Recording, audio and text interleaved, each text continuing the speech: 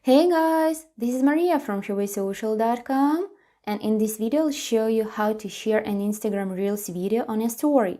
If you're looking how to boost the engagement level of the uploaded Instagram Reels video, then reshare it on your story. Follow these steps and you will find out how you can do it. Go to your Instagram profile page, press on the Reels tab that is under the story highlights. Choose the Reels video that you would like to share and tap to open it.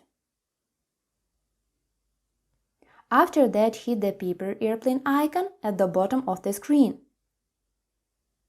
Select Add Post to your story.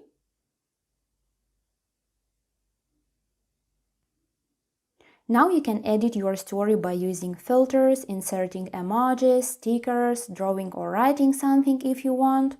Once your story is ready, click on the Send To button and share your story. That's it. I hope this guide was helpful and you were able to share an Instagram Reels video on a story. Don't forget to like this video and visit us at ShoWaySocial.com.